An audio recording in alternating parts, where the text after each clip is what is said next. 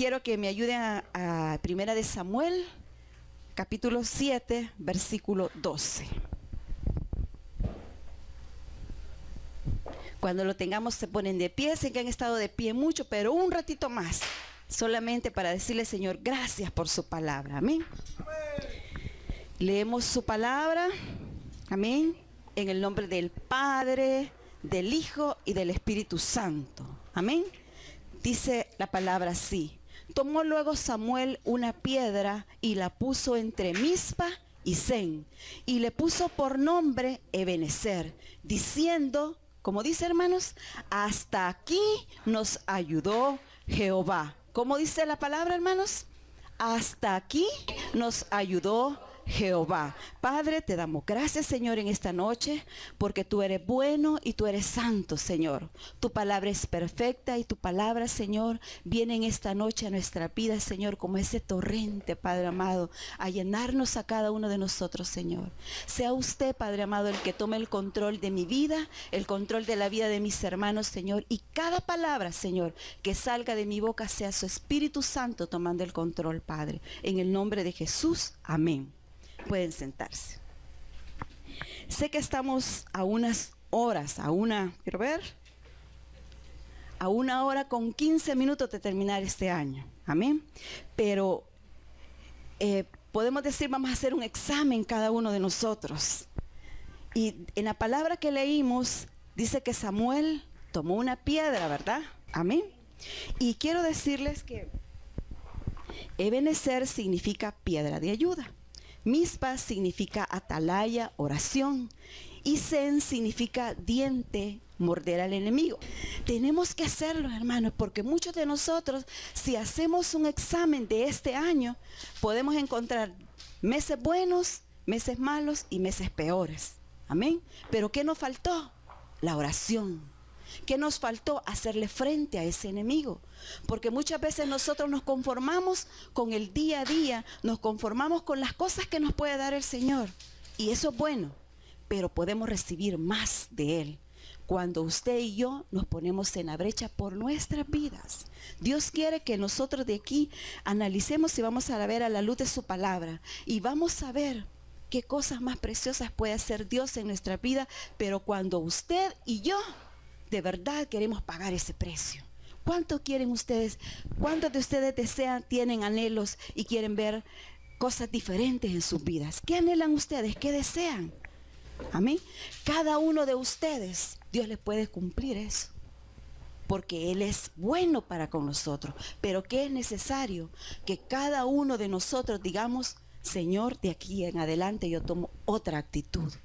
Una actitud que me sirva delante de usted para enfrentar esa adversidad, para saber que lo que yo cometí un error, de aquí en adelante yo voy a hacer algo diferente. Fíjense que en el capítulo 4 empieza la historia, dice, los filisteos capturan el arca. Quiero contarles a ustedes un poquito nada más de eso, para entender lo que pasó cuando Samuel dijo, hasta aquí nos ayudó Jehová, y dijo esa palabra Ebenezer.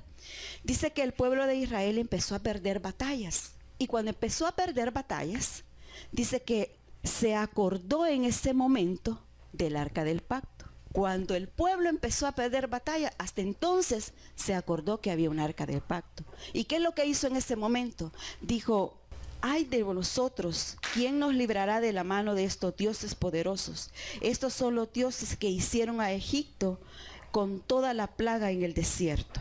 El pueblo de Israel estaba como tranquilo, como dormido, ¿verdad? Pero cuando empezó a perder batallas, entonces se acordó que había un arca del pacto. Se acordó que estaba la presencia de Dios. Porque cuando nosotros enfrentamos problemas y adversidad, entonces nos acordamos de Dios. Cuando todo está bien, como que se nos olvida. Decimos, todo está bien, tengo que comer, me pagaron, compré, hice y todo.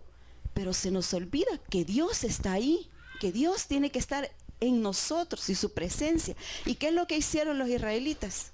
Fueron y mandaron a traer el arca del pacto y la llevaron a la batalla. Y estuvieron contentos. Y dice que hicieron algarabías y que dieron gritos de júbilo. Y cuando los filisteos oyeron esos gritos de júbilo, entonces cuando dijeron así, ay, y tuvieron temor. Y dijeron, ¿quién nos va a librar? Si el Dios de ellos está con ellos, nosotros ya perdimos. Eso es lo que pensaron ellos.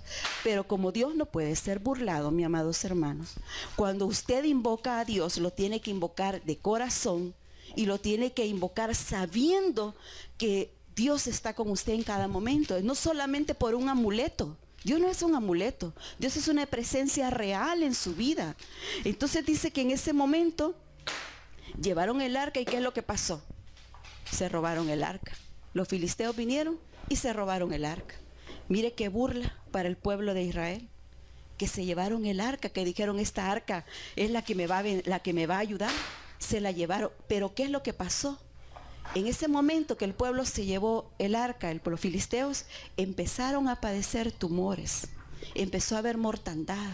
Empezó a haber muchas cosas en medio del pueblo, que se había llevado un arca que no le pertenecía a ellos. Usted y yo muchas veces hemos dejado toda la presencia de Dios en nuestra vida, venga el enemigo y se la lleve. Y cuando se la lleva de nuestras vidas, nos encontramos vacíos cada uno de nosotros. ¿Y qué es lo que pasa en nosotros? ¿Nos conformamos que se la llevó el enemigo? ¿O hacemos algo por recuperar la presencia de Dios? ¿O el Señor tiene que actuar en nuestras vidas? ¿Sabe qué es lo que pasa? Dios tiene misericordia de su vida y de mi vida. Y lo que, como muchas veces nosotros no accionamos, Dios dice: yo voy a hacer algo. Y lo que pasó en este momento fue que Dios empezó a herir con mortandad a ese pueblo. ¿Y sabe qué es lo que pasó? Vea en el 6, versículo 6, capítulo 3.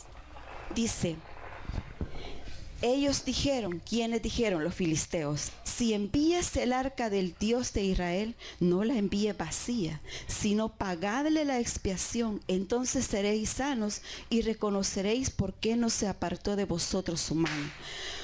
¿Qué es lo que pasó en este momento? Ellos empezaron a acordarse como Jehová Dios estuvo con el pueblo de Israel en Egipto. Y dijeron: así como estuvo en Egipto y empezaron a ver esas plagas y Dios destruyó a los egipcios, así nos va a pasar a nosotros. Y todo el pueblo, todos los filisteos dijeron: no, entonces mejor devolvamos el arca. Pero ¿qué necesidad había de que el arca fuera robada? ¿Qué necesidad hay de que la presencia de Dios sea borrada en su vida? ¿Qué necesidad hay de que Dios se aleje de usted cuando que usted puede estar cada momento con esa presencia de Dios en su vida? ¿Qué es lo que nos falta a nosotros?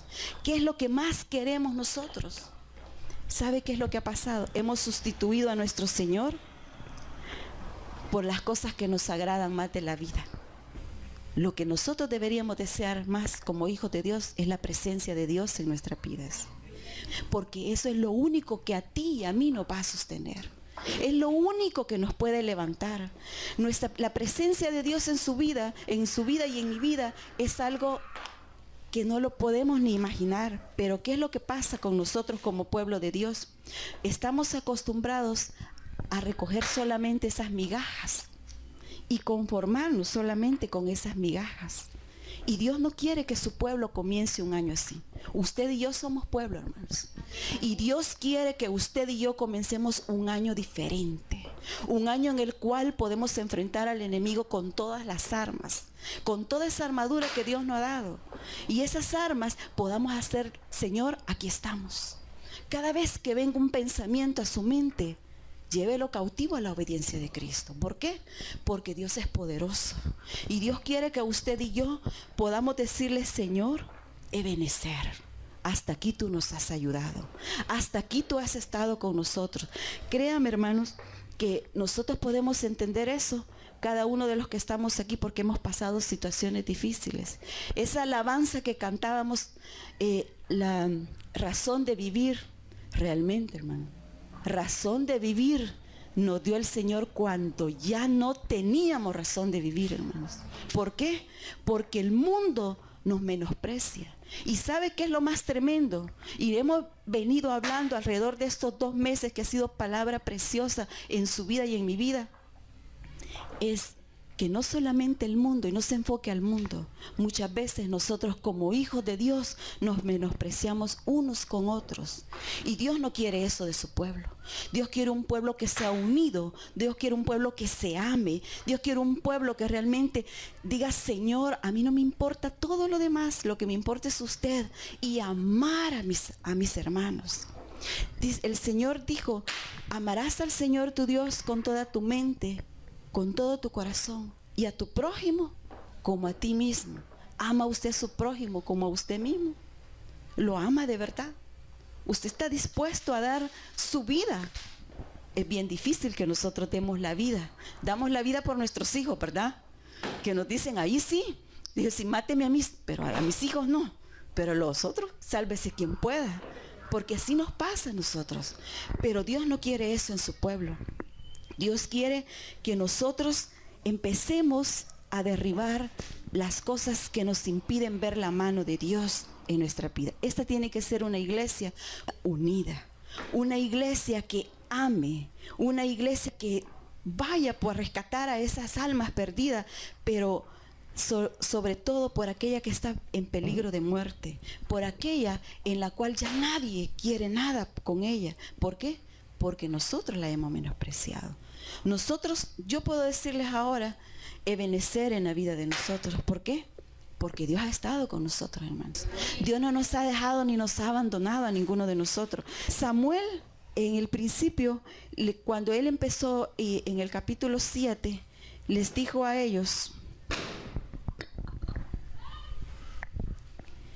en el 3, habló Samuel a toda la casa de Israel diciendo: si de todo vuestro corazón os volvéis a Jehová, quitad los dioses ajenos y Astarot de entre vosotros, y preparad vuestro corazón a Jehová, y solo a él servid, y os librará de las manos de los filisteos. Amén.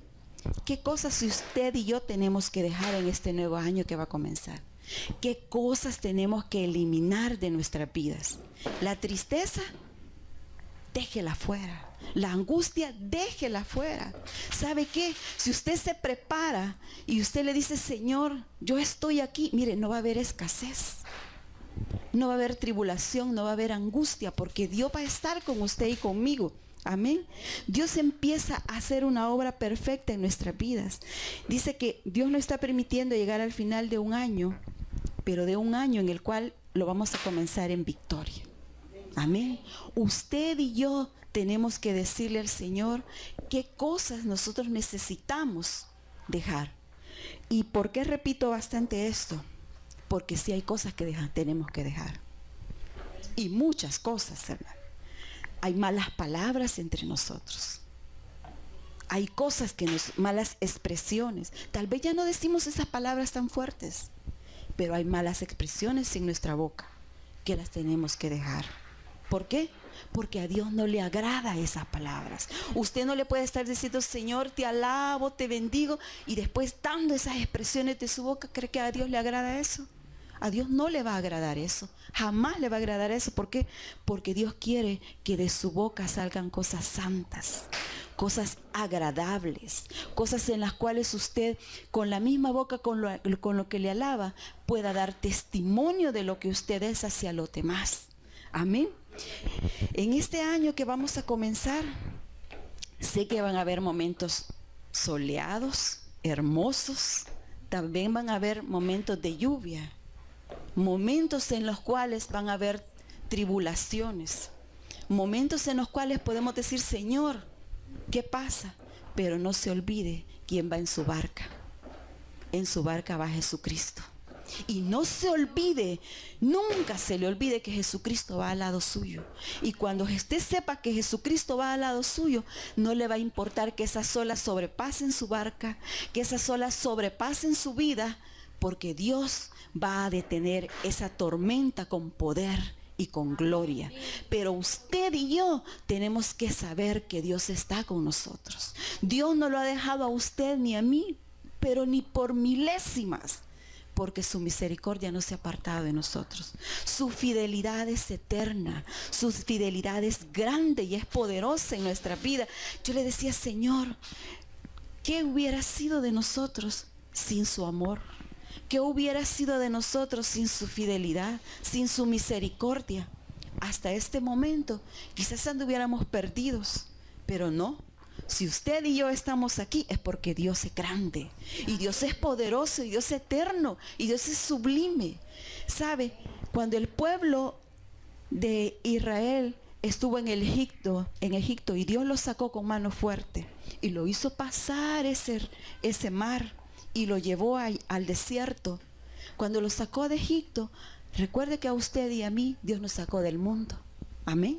¿A cuánto lo sacó del mundo? Me sacó del mundo el Señor y me hizo pasar por el desierto. El desierto son las pruebas, hermano, y Dios está con usted y no lo va a dejar en ningún momento. ¿Sabe qué es lo que pasa? En el desierto hubieron muchos que murieron, pero ¿sabe por qué? Por desobedientes, porque se rebelaron en contra de lo que Dios quería hacer, y muchos en su desierto ahí murieron. No permita que el desierto, que es la prueba, se lo trague a usted. No permita que esa prueba inunde su vida. Dígale a esa prueba: tú no eres más grande de lo que mi Dios es. Esa prueba es insignificante, porque sabe que Dios dice en su palabra que no hay carga que Él ponga sobre nuestra vida que nosotros no podamos sobrellevar. Esa carga nunca lo va a poder tragar a usted. Usted dígale a esa carga: aquí estoy. Y yo me paro enfrente de esa tribulación, y me paro enfrente de ese mar y de ese desierto y de lo que sea y de lo que venga, porque tú estás conmigo, Señor. Que su vida este año sea un altar para Dios. Que su vida sea algo diferente. Pero ¿cómo va a ser diferente su vida si no oramos? Si no leemos su palabra. Muchas veces todos hacen listas para un nuevo año. Que los propósitos en Dios sean diferentes. Amén. Su propósito tiene que ser un propósito al cual alabe y sirva a Dios. Que usted y yo podamos decir: Ebenezer, hasta aquí me ayudó Jehová. Pero que de verdad lo diga con convicción. Y sepa también que este año Jehová, Dios, va a estar con usted y no lo va a dejar. Pero haga de su vida un altar para Dios. Que su vida sea un altar para Dios. Que su vida usted la pueda elevar ante la presencia de Dios. Que su vida sea conforme a la voluntad de Dios. Y sabe que de aquí en adelante usted va a tener triunfos y va a tener victorias. Pero cuando usted le permita a Dios que entre en su vida. Amén.